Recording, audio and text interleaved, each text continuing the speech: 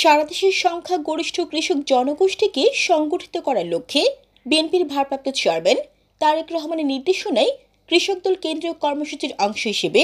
চট্টগ্রাম আনোয়ারা উপজেলার ৫ নং বরুণছড়া ইউনিয়ন কৃষক দলের উদ্যোগে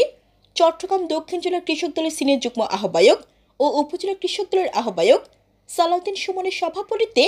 উপজেলা কৃষক দলের যুগ্ম আহ্বায়ক নুরুল ইসলাম মেম্বারের সঞ্চালনায় সর্বদলীয় কৃষক সমাবেশ বরুণছড়া রাস্তার মাথায় এলাকায় অনুষ্ঠিত হয়। এতে প্রধান অতিথি হিসেবে উপস্থিত ছিলেন চট্টগ্রাম দক্ষিণ জেলা বিএনপির সদস্য সচিব লায়ন হেলাল উদ্দিন।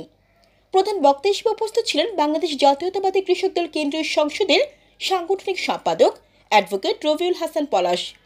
এতে বিশেষ অতিথি হিসেবে উপস্থিত ছিলেন বাংলাদেশ জাতীয়তাবাদী কৃষক দল কেন্দ্রীয় সংসদের সহ সাংগঠনিক সম্পাদক জসিমউদ্দিন চৌধুরী, চট্টগ্রাম দক্ষিণ জেলা কৃষক দলের আহ্বায়ক সাবেক সফল ছাত্রনেতা জননেতা মহসিন চৌধুরী রানা, চট্টগ্রাম দক্ষিণ জেলা জাতীয়তাবাদী কৃষক দলের সদস্য সচিব মীর জাকির আহমেদ, আনোয়ারা উপজেলা কৃষক দলের যুগ্ম আহ্বায়ক জসিমউদ্দিন চৌধুরী, আবুল হাশিম, নুরুল ইসলাম সওদাগর, ইলিয়াস। কেন্দ্রীয় কৃষক দল কর্তৃক প্রেরিত লিফলেট পাঠ করেন উপজেলা কৃষক দলের যুগ্ম আহ্বায়ক আনোয়ার হোসেন। বিশেষ অতিথি হিসেবে অনুপস্থিত ছিলেন আনোয়ারা উপজেলা কৃষক দলের সদস্য